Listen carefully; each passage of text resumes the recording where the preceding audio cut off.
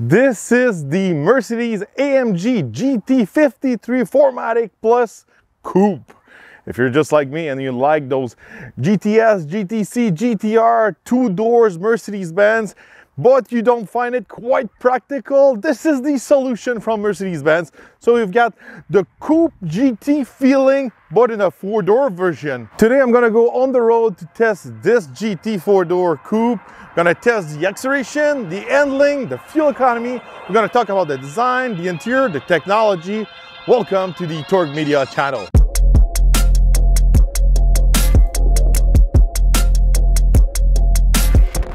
Under the hood of this Mercedes-AMG GT53 four doors, we can find an inline-six 3-liter turbo. This is good for 429 horsepower and 389 foot-pounds of torque. This engine is matched at 9-speed transmission. Unfortunately, this week we don't have the big boy, the 63 AMG. I'm gonna go on the road to see if it's enough to have the 53 under hood. All right, I'm gonna test the acceleration with the AMG GT four-door Coupe. I'm gonna put it in race mode. I'm gonna launch it.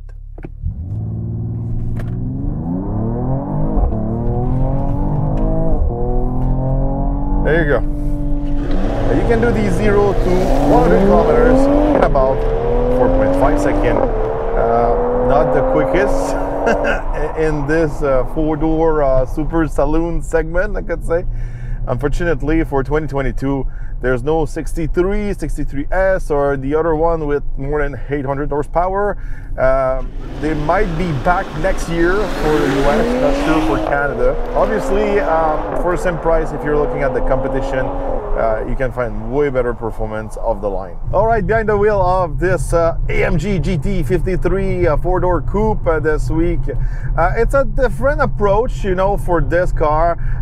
You know, first question who came to my mind was like, really, what's the difference between a Mercedes-Benz CLS 53 AMG and this model?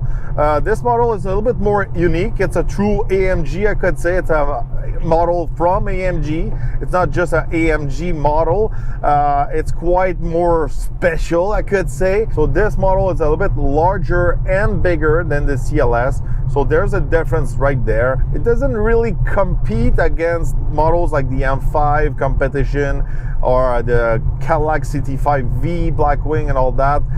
It's kind of like in the same bracket of price, but I think this model will really compete against a Porsche Panamera, Audi RS7, or the BMW M8. Still, you know, from my point of view, it's still in the same kind of like four-door high performance bracket, because this one's got a hatchback, you know, kind of rear end and all that. This is why it's a little bit more different.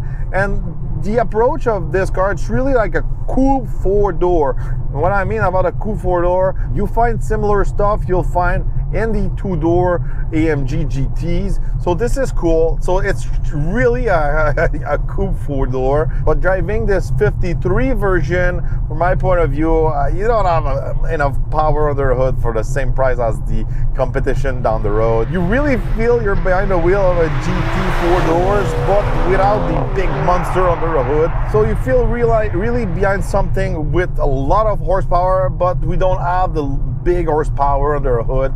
Unfortunately, for 2022, there's no 63 version or higher than that, 63S or the other one who's got the E version with more than 800 horsepower. This is really what I was expecting driving this car this week, especially after driving M5, Giulia Trofeo, CT5V Blackwing and all that. This is really what I was expecting, and it's not the case. We've got the normal kind of like 53. It's a good engine, but from my point of view, it just doesn't match the body and the style of this car. But driving this AMG GT Coupe four-door is quite fun. You know, we were large, the handling is good, the 4MATIC Plus does the job of the line, and also when we're pushing it down the curve, really fun, you know, feeling behind the wheel. It's quite different, you know, driving this big car. Once again, you really feel behind the wheel of high performance four-door saloon. Speaking of the exterior design, you know, this car is quite discreet, but still we can see it's a spatial model from AMG. I could say you can have the undercover mode with the wings down, and you have the AMG mode with the wings up. Yes, you can play with that rear wing in the back just with the press of a button inside of the cabin here. You don't need to press any spatial mode. Just press that button. It's quite fun to play with that wing. This is cool, you know, once it's down, it looks kind of like discreet, and once it's up, it looks like a high performance four-door. This is cool, but overall, you know, quite, you know, it's kind of like a bridge design between a CLS and an EQS. Similar shape, I could say. We've got a quad exhaust in the back. The exhaust note from the 53.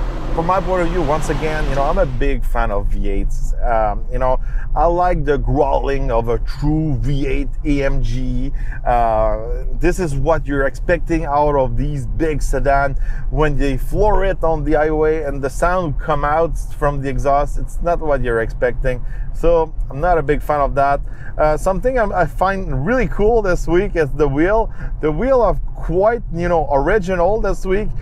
First time I saw those wheels, I was like, wow, this is something new. I'm not sure what those wheels gonna do during winter time. That ring looks kind of fragile, and it's made of plastic. Probably not the best wheel to use it in winter condition, but in normal condition, I could say it's cool, it's original. Stepping inside of this AMG GT Coupe, it's really, you've got that GT Coupe kind of styling inside, similar to the two doors version. We've got that big console in the middle with bunch of buttons on it, similar to the two doors version. You've got big buttons to change your modes, your transmission, your suspension, your traction control, your volume, even your wing is there. This is really what's giving you the feeling of a GT, but at the same time, it takes up a lot of space and it's not really useful. There's no wireless charging for your phone. It feels kind of old, you know, that metal console. It's kind of like a plus and minus, you know. It's cool because of the look, but on the other side, you know, it's not practical because all the buttons you find on that metal console, you can find it on your steering wheel with those knobs here, so you can switch all your modes and all that. There's also another knob where you can switch your transmission to manual to automatic. There's one to put up your cameras on your screen. I really like those steering wheel from AMG. You can switch your gear with the paddle shifter and all that. Really cool, good stuff, you know. This is why, you know, having all those buttons are maybe not necessary when you have that really good steering wheel, from my point of view. Otherwise, you know, looking at the seats are more on the performance size than the comfort size. They're still comfortable, but when you compare it to other models at Mercedes-Benz, they're really focused on the GT kind of like sensation inside. Maybe, you know, it's cool to have those, you know, bucket seats, but with that metal console, I feel kind of squeezed in for, especially for the size of this car. It's quite a large sedan, and I'm kind of like squeezed, just like I'm inside of a performance car. That can be a plus for some people, but for me, it's just not necessary. The screen is good. It works really well. It feels a bit old-fashioned compared to the latest screen you can find in the EQS or the Mercedes-Benz C300. So the inside feel a little bit outdated compared to the latest model at Mercedes-Benz. But otherwise, you know, good-looking car. I like the wood. I like the finish. I like the leather and all that. If we step in the back, once again, you know, it's a large sedan, but not a ton of space in the back. We've got that big hump in the middle, so it's not the best if you're carrying 3 people in the back. It's kind of, you know, it's kind of tight back there. If we're looking at the trunk, decent amount of space for the trunk because we have that hatchback, you know, back door right there.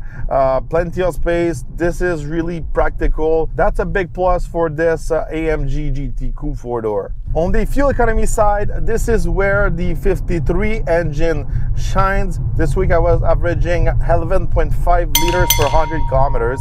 This is pretty good for the size of this car, with the all-wheel drive system, with the horsepower and all that. So on the fuel economy side, this is pretty decent, and it's friendly to use on a daily basis. Looking at the price, the AMG GT53 four-door coupe start at $119,800 Canadian. And the model I'm driving this week, it's good for $154,600. Quite expensive. Obviously, this model is really well equipped and all that. From my point of view, you can get way much more performance and comfort and style and practicality and all that if you're looking at the competition, even if it's not exactly the same shape and all that. From my point of view, if this model wanted to compete against the competition, it would have the 63 performance with the 53 pricing, I could say. You know, when I'm looking at all the other four doors high performance I drove lately, the M5, the CT5V, the Giulia and all that, they were way quicker.